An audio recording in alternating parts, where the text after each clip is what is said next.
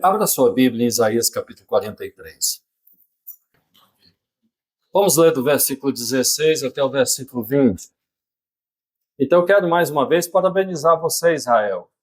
E não somente você, mas todos os jovens. Quero parabenizar o pastor Aurélio, que tem liderado através do Israel também esses jovens e adolescentes.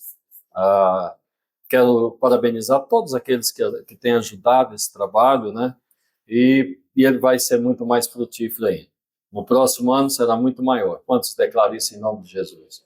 Próximo ano, Israel, tem muito mais gente lá. Eu creio e profetizo isso em nome de Jesus. Esse ano foram 9. O ano que vem, quem sabe?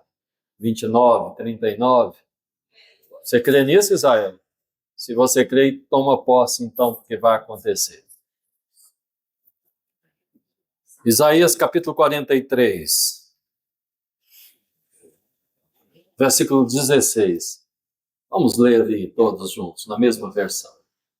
Assim diz o Senhor, que preparou um caminho no mar e uma vereda nas águas impetuosas, e que faz sair o carro e o cavalo e o exército e a força.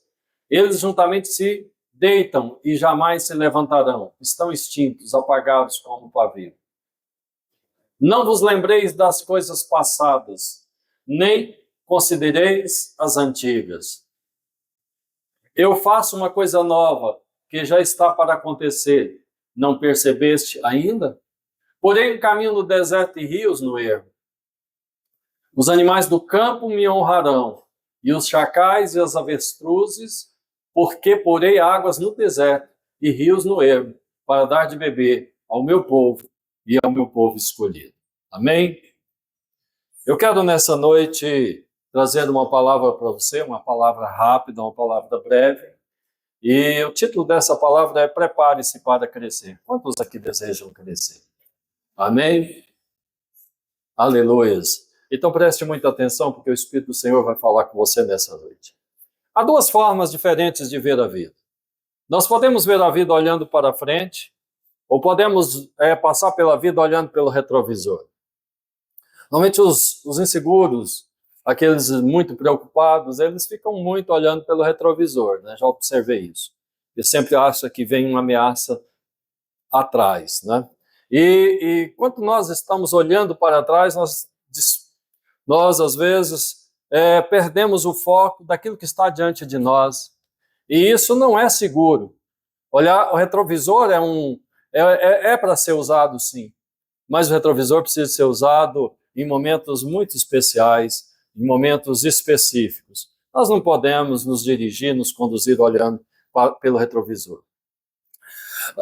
Somos muito mais inclinados a viver assim. Verdade. Muitos de nós somos inclinados a viver olhando para o que aconteceu ontem. E em Isaías capítulo 43, nós lemos um texto profético, uma advertência do Senhor, falando a um povo que tinha muitos motivos para se lamentar. Ele está falando a um povo que tinha passado por desterros, tinha passado por situações muito tristes, por tragédias nacionais, onde eles foram arrancados da sua terra e levados para cativeiro, para vários lugares, até para o Egito, para a Etiópia. Ele cita várias nações, e ele chama esse povo a tirar o foco deles dessas tragédias, desse tempo de perda, desse tempo de luto, desse tempo de fracasso, desse tempo de tropeço. E o cerne da sua palavra não fique olhando para as coisas do passado e nem considere as coisas antigas. Ele usa duas palavras, mas elas não são sinônimas. Coisas passadas e coisas antigas. Há coisas passadas que são antigas, mas nem tudo que é passado é antigo. Muitas coisas antigas aconteceram, muitas coisas passadas aconteceu ontem. Muita coisa passada aconteceu há meia hora atrás, há 2 horas atrás, mas isso é passado, sim ou não? Porque aquilo que não passou ainda está diante de nós. E aquilo que passou, ele não vai movimentar as nossas vidas. Nós precisamos estar atentos sobre esse aspecto da nossa vida. Então, nesta palavra, eu quero mostrar para você o que fazer para poder avançar, para poder crescer. A primeira coisa que nós precisamos atentar é que nós não podemos ficar olhando para o passado. Porque o passado, ele provoca duas coisas, basicamente, ele provoca estagnação e ele também provoca as doenças na alma. Gordon MacDonald escreveu um livro chamado Ponha Ordem no Seu Mundo Interior. E naquele livro ele diz assim, você precisa fazer um acerto de contas com o teu passado. Você precisa fazer. E ele diz que muitas pessoas estão com seu mundo interior desordenado, desorganizado, exatamente porque dentro dele está muito cheio de passado, está lotado, está abarrotado de passado. E muitas pessoas vivem essa angústia de passado, vivem lamentações de passado, ou outras pessoas vivem se deleitando com coisas boas que aconteceram no passado. Então eles se acomodam, estão estagnados, porque diz assim, bem, eu conquistei muitas coisas, eu fiz grandes coisas, eu tenho muito êxito, lá no passado eu tenho títulos acumulados. E quando a pessoa começa a pensar desse jeito, ele estagna, porque ele não tem mais uma perspectiva de crescer. Mas nessa noite eu estou falando a você e comecei essa mensagem perguntando quantos aqui desejam crescer. Nós precisamos entender que crescimento é uma coisa que nós devemos fazer enquanto nós estivermos vivendo.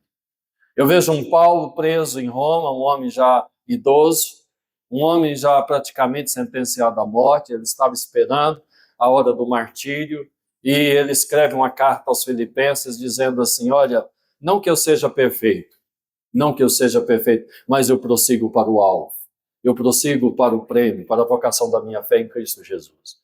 Eu deixo as coisas que para trás ficam e avanço para aquelas que estão diante de mim. Enquanto nós não aprendemos a deixar as coisas do passado para trás, nós não vamos conseguir avançar para aquelas que estão adiante de nós. Muitas vezes, o passado recente, o ontem, o anteontem, ele tomou conta do seu coração de tal maneira que você não conseguiu viver o dia de hoje. Talvez, para muita gente aqui, fica pensando, como assim? Mas eu sei que muita gente está entendendo plenamente o que estou dizendo.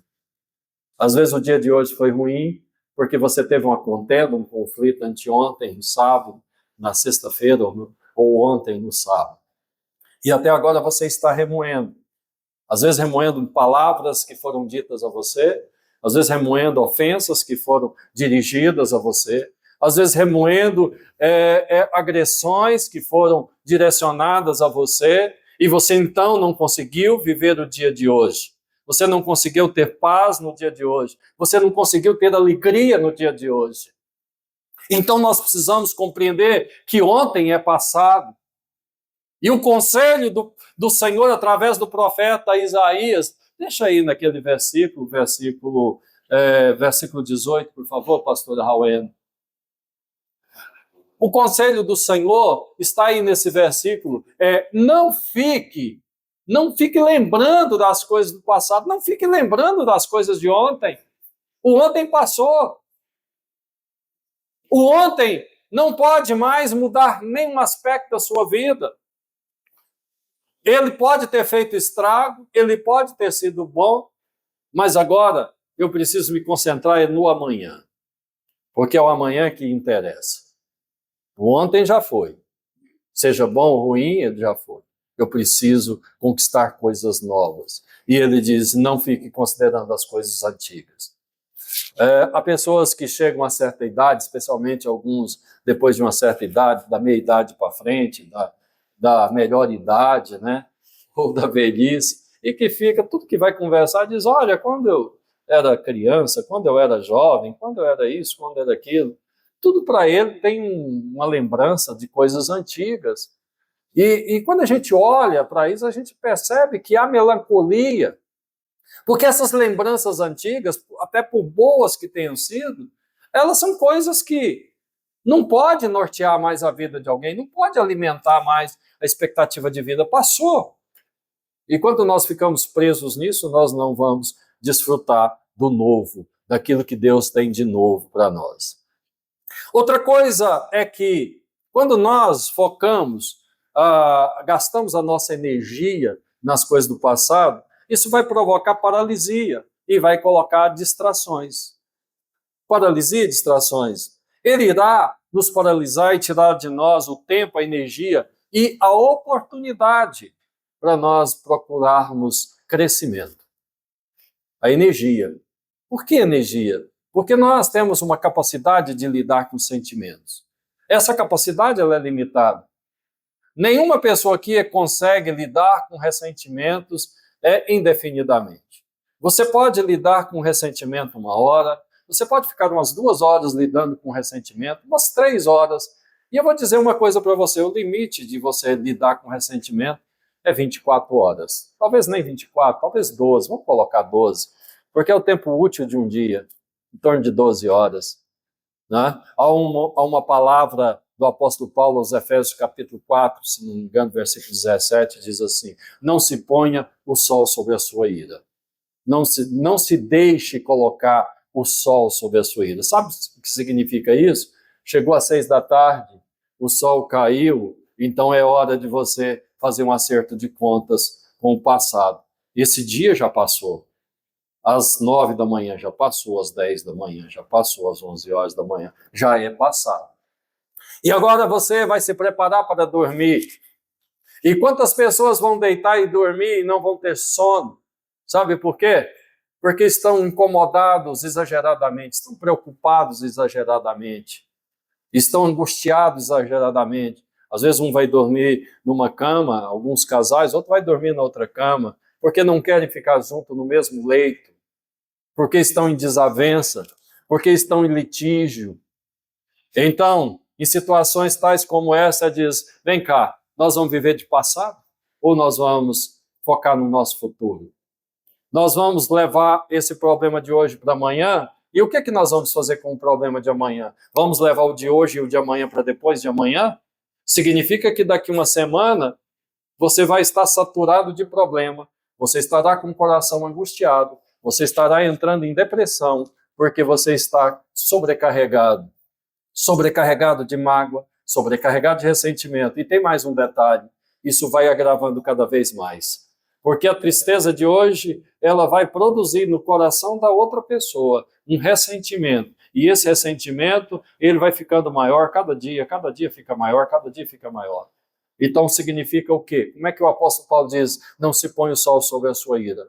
Que é um tempo bom, é o tempo do entardecer, antes de chegar a hora de ir para a cama. Diz: vamos conversar sobre esse assunto, vamos nos acertar.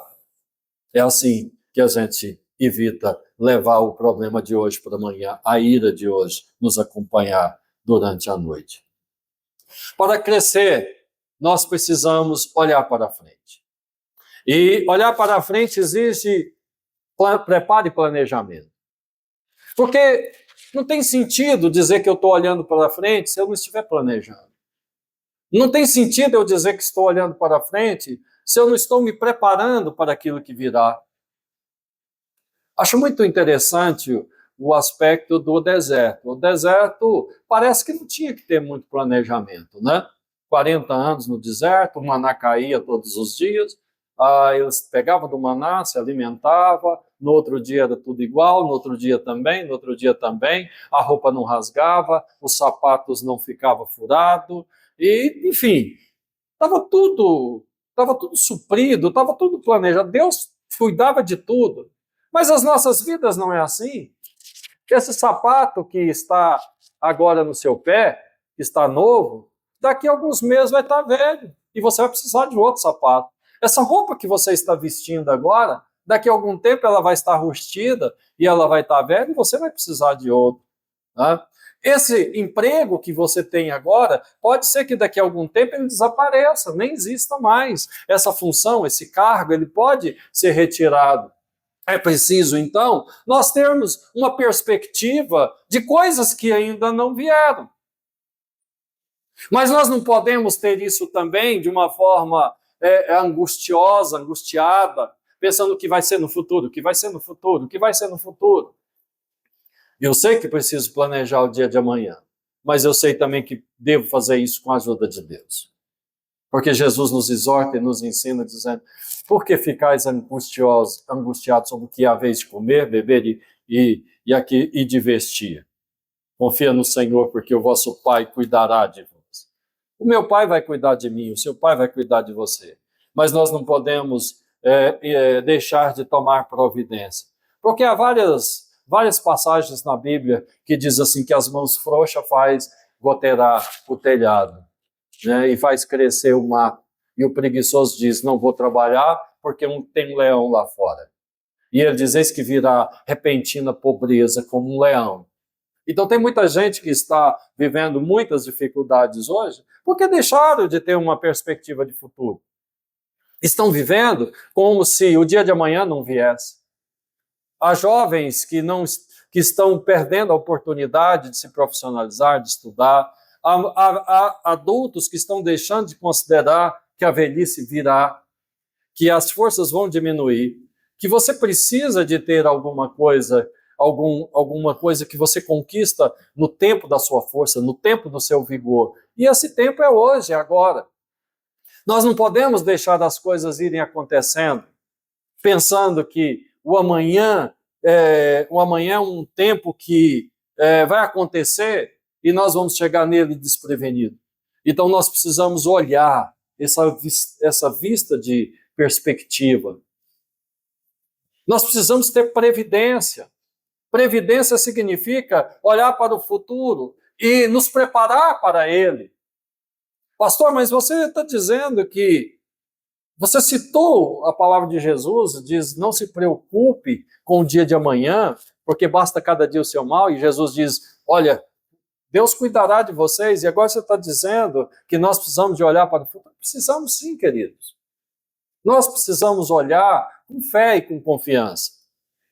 Nós percebemos como Deus fortalece a fé dos seus servos, dos seus escolhidos, de uma forma perspectiva.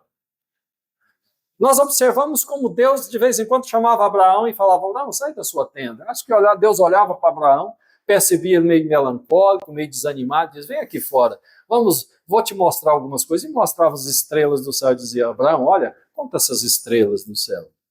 Sabe, assim como você não é capaz de contar as estrelas do céu, também você não vai poder contar a multidão da sua descendência. Isso é visão perspectiva, isso é visão de futuro. Isso ajudava Abraão a continuar crendo. Isso ajudava Abraão a tomar a decisão correta enquanto ele foi desafiado a oferecer o seu filho Isaque. Sabe por que Abraão teve fé? Porque em vários momentos Deus levou ele a ter essa visão de futuro. E na visão de futuro, ele haveria de ser pai de numerosas nações. Ele haveria de ser pai de um povo especial escolhido por Deus. E o Senhor já tinha dito para ele: em Isaque será chamada a tua descendência. Então Deus não mente, Deus não se arrepende. E Abraão dizia: bem, não vai acontecer o pior, porque Deus tem promessa para mim. Quando o Aurélio estava com 10 anos, nós fomos ao encontro naquele fim de semana, na sexta-feira, sábado e domingo, e nós deixamos ele com febre na casa da minha sogra, que ficou cuidando deles, do Aurélio e do Ricardo. E quando nós voltamos no domingo à tarde, ele tinha piorado a situação dele, de febre altíssima. Na segunda-feira nós levamos ele no médico e descobrimos que o Aurélio estava com uma doença muito séria que poderia, inclusive, provocar morte súbita. Sabe de uma coisa, queridos? O que me deu muita confiança, o que não me deixou adoecer, o que não me deixou temer que o pior viesse a acontecer, é porque lá, durante aquele encontro, o Espírito do Senhor trabalhou no meu coração e mostrou claramente que Deus iria cumprir nas nossas vidas a promessa que Ele tinha feito, de dar filhos abençoados. E eu disse para a Rosane: não vamos perder o nosso filho. Não iremos perder. Deus não nos deu filho há 10 anos atrás para tirar hoje. O nosso filho vai crescer. E ele vai passar por isso. E eu creio. E nós cremos. E nós confiamos em Deus. Sabe, queridos, a fé precisa dessa visão perspectiva, desse olhar para frente. Nós vemos nessa passagem de Isaías o Senhor dizendo: eu vou abrir caminhos no deserto. Eu vou fazer com que vocês bebam. E essas águas vão nutrir vocês, essas águas vão dessedentar o meu povo, até mesmo os animais do campo se fartarão delas. Nós vemos o exemplo de José, como a visão perspectiva ajudou José a enfrentar os grandes desafios da sua vida. José foi odiado pelos seus irmãos, porque José tinha uma visão do futuro, e eles não suportavam que o futuro de José fosse um futuro tão excepcional. Na visão, nos sonhos de José, os feixes de cada um dos seus irmãos se inclinavam diante do feixe de José. Eles colhiam trigo e amarravam em feixes. E quando eles faziam isso, os feixes dos seus irmãos se inclinavam ante o feixe de José. E ele tem dois sonhos. É interessante como Deus insiste em reforçar uma visão de um futuro abençoado para o seu povo. E no outro sonho, a lua e as estrelas, o sol e a lua se inclinava ante ele. Até mesmo o pai dele, que ele era o filho querido do pai, ficou meio perplexo e não gostou muito daquilo e diz: pai, meu filho, você está dizendo que eu e a sua mãe vamos nos inclinar diante de você? Jacó entendeu, não precisou de José explicar o sonho para ele, entendeu. Os irmãos também entenderam que os feixes deles eram eles mesmos. Jacó entendeu que o sol era ele e a lua era a mãe dele. Sabe de uma coisa, queridos? Em todos os momentos difíceis da vida de José, desde o momento em que ele é jogado naquela cisterna, retirado, levado para o Egito, vendido como escravo, na casa de Potifar, depois no calabouço, ele nunca perdeu a confiança, nunca perdeu a fé, porque Deus tinha mostrado para ele uma visão perspectiva, uma visão de futuro, e o futuro dele haveria de ser glorioso. Eu comecei essa palavra falando a respeito do meu testemunho pessoal, de como muitas vezes aquela palavra dita para mim, naquela torre, lá na Avenida Tiradentes, no número 615, em Anápolis, me fez tomar a decisão correta. Porque eu olhava para o que eu estava vivendo, e olhava para a promessa de Deus e falava: bem, não está batendo. A promessa de Deus é uma e o que eu estou vivendo é outra. Então eu preciso tomar uma decisão. E eu fiz isso. Eu fiz isso. Numa época eu estava trabalhando muito, chegava às vezes em casa às 11 horas da noite, tinha vezes que chegava às 20 horas, tinha vezes que chegava às 19, não tinha horário de sair, e ganhando pouco. Eu entendia que estava ganhando pouco, eu estava ganhando um salário mínimo e meio naquela época, mas eu tinha formação técnica, eu tinha qualificação, e eu pensava assim: bem, o senhor disse lá atrás que me daria conhecimento, e daria conhecimento do homem e conhecimento de Deus. Se eu continuar nesse serviço, não vou ter nenhuma coisa nem outra, porque eu não tenho tempo para estudar. Eu não tenho tempo para estudar. Como é que eu vou estudar? Como é que eu vou fazer uma faculdade trabalhando 12 horas por dia? 11 horas? 13 horas por dia. E eu fui até na chefia e diz assim: eu quero pedir meu acerto. E o rapaz não gostou nadinha daquilo, ficou muito incomodado. Mas aí nós fizemos aqui uma demissão, demitimos um monte de gente, e nós poupamos você. Pior ainda, quer dizer que meu serviço vai aumentar, né? Vocês demitiram metade do quadro, e eu fiquei, quer dizer que eu vou trabalhar o dobro. Então é isso. Não, mas você vai receber um aumento. Tem aí um aumento. Aumento de quanto? 20%. Falei: bem, para trabalhar o dobro? Falei: não, pode fazer meu acerto. Eu recebi meu acerto. Eu fui para casa. Mas eu fui para casa não revoltado contra aquela empresa. Aquela empresa me deu uma oportunidade, eu fiz o meu estágio ali, agora eu estava com o meu curso, né, totalmente integralizado através do estágio profissional, e fui para casa e falei: Deus, agora eu estou aqui e estou dependendo do Senhor, o que o Senhor vai fazer por mim? Sabe de uma coisa, queridos? Uma semana depois, o meu tio me ligou, ele diz: Ailton, você está precisando de emprego? Estou, tio, estou desempregado, estou em casa. Vem aqui na Universidade Federal, vai fazer uma entrevista aqui, precisa de gente da sua área. E eu fui para lá, fiz uma entrevista, isso era 1983, melhor dizendo. E eu saí dali empregado, passei na entrevista, e aquele que estava ganhando um salário mínimo e meio, para trabalhar 11 horas, 12 horas, passei a ganhar 2 salários mínimos e meio para trabalhar 6 horas. E no ano seguinte eu prestei o vestibular, e eu passei no primeiro vestibular para engenharia elétrica. Sabe por quê? Porque aí agora eu tinha tempo para estudar. E eu passei exatamente no curso daquela faculdade onde eu trabalhava. Então eu passei a trabalhar e estudar no mesmo lugar. Eu trabalhava à tarde e estudava de manhã, porque o curso de engenharia elétrica era matutino, só tinha esse curso matutino, só tinha esse curso de engenharia elétrica no estado de Goiás, não tinha em outro lugar. Só tinha engenharia elétrica na UFG e era pela manhã. Como é que eu ia fazer isso, irmãos? Então eu entendi, pelo aquilo que o Senhor estava falando comigo, pela visão de perspectiva do futuro, que eu precisava de tomar uma decisão. Nós precisamos compreender que enquanto nós ficamos apegados ao passado, presos no passado, considerando as coisas de ontem, nos entristecendo e melindrados com aquilo que estamos ou sofremos no tempo antigo, nós deixamos de nos atentar para aquilo que está diante de nós. E é isso que Paulo diz: deixo as coisas que para trás ficam e avanço para aquelas que estão diante de mim. É isso que ele fala, prosseguir para o alvo, para o prêmio, para a vocação da fé em Cristo Jesus. Sabe, amados, é preciso nós entendermos isso. José, apesar de todo esse entendimento que ele tinha pleno entendimento. E esse entendimento ajudou ele a lidar com o problema dos seus irmãos. Eu fico pensando como o Espírito de Deus atuava dando sabedoria para José. A maioria de nós aqui, hoje eu estava pensando sobre isso, quando José se ascendeu à posição de governador do Egito, talvez fosse eu, talvez fosse você, Sandro. Naquele momento a gente faria ali, pegaria umas carruagens, pegaria uns soldados. Agora eu vou lá em Canaã, eu vou lá mostrar para aquele povo com quem que eles mexeram.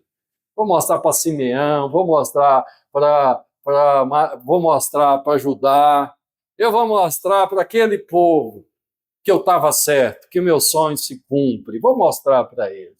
Sabe, queridos, quando a gente é curado, a gente não guarda esse tipo de ressentimento, a gente não fica querendo dar o troco, a gente não fica querendo punir ninguém, a gente não fica pensando que as pessoas precisam sofrer por aquilo que fizeram a gente sofrer. Ele ficou esperando, tranquilamente esperando.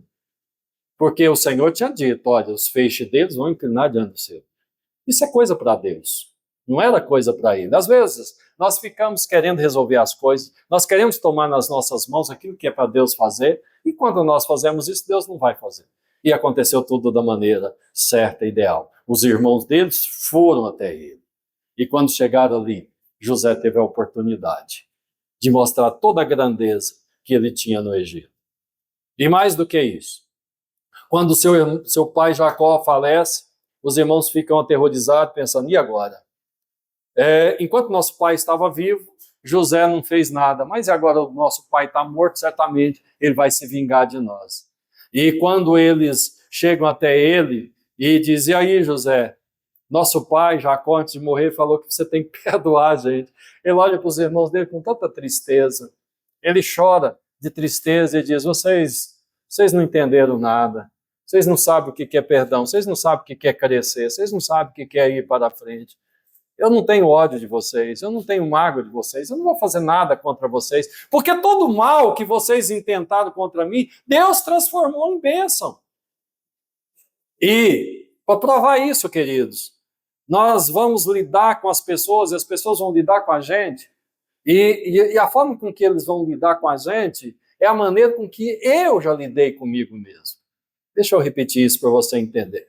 Às vezes nós queremos que as pessoas se reconciliem com a gente, e aí achamos que precisamos forçar a barra, precisamos de ficar escarafuchando, precisamos ficar apontando o dedo, falar, você está errado, você me ofendeu, você me magoou, você me feriu. E quanto mais a gente insiste nessa retórica, pior fica, porque a outra pessoa também se defende.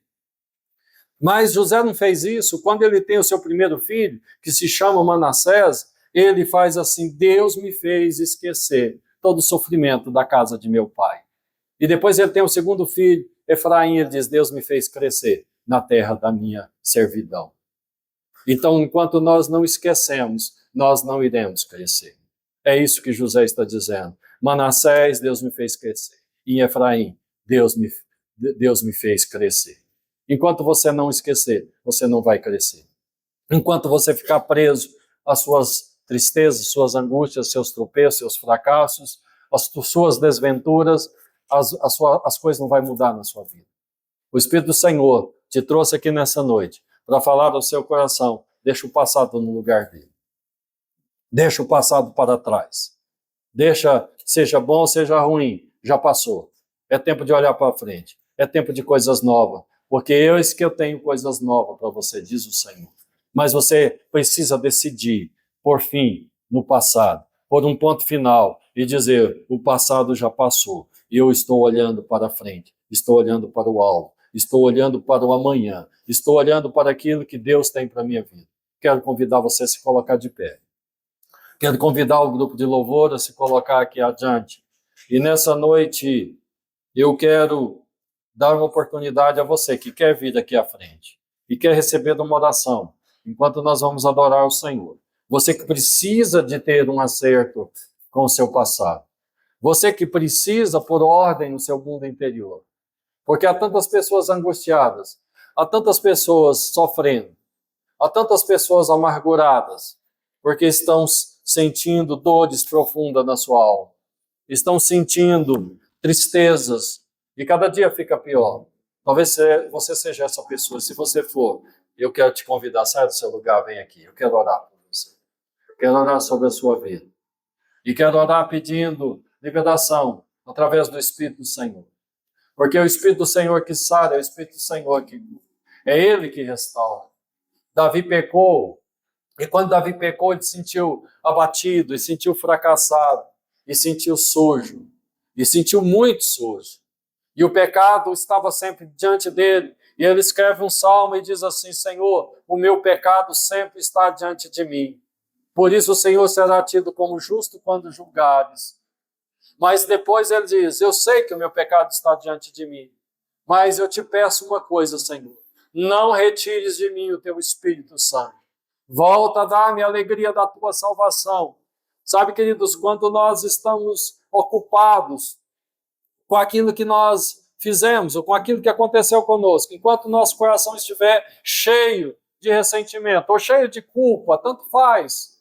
Porque a culpa é outra maneira que o diabo usa para nos prender no passado. Porque culpa fala daquilo que a gente fez. E às vezes aquilo que a gente fez é muito ruim. E quando nós ficamos presos, nos acusando todo dia: eu pequei, eu fiz errado, eu fiz errado. Mas a gente não resolve isso no lugar certo. Qual é o lugar certo, pastor? O lugar certo é o altar do Senhor. Porque é o Espírito do Senhor que convence o homem do pecado, da justiça e do juízo. Mas também é o Espírito Santo. É Ele que é o Espírito Consolador. É Ele que nos guia às fontes das águas e às fontes de refrigério. A função do Espírito Santo não é acusar, porque já existe um acusador, que é Satanás. É ele que te incomoda dia e noite, dizendo: você errou, você pecou, e não te dá paz. Mas hoje está aqui o Espírito Santo. E se você abrir a sua boca, os seus lábios, e dizer: Senhor, hoje eu abro mão do sentimento de culpa. Eu não quero viver mais com isso. Eu quero sentir alegria na presença do Senhor. Eu quero, como Davi, sentir regozijo. Eu quero sentir a alegria da salvação. Porque o meu pecado, a minha culpa está dizendo que eu estou perdido, que eu estou lançado fora, que não tem jeito para mim. Mas isso é mentira. Tem jeito sim. Porque o Espírito do Senhor, Ele dá jeito em você. É Ele que dá jeito no seu coração, é Ele que dá jeito no seu sentimento, nas suas emoções. Se você quiser vir, enquanto nós estivermos adorando aqui, você pode sair do seu lugar, vir aqui. Eu e os pastores que estamos aqui, os pastores, vamos orar por você, ministrar na sua vida. Você tem essa oportunidade hoje. Amém?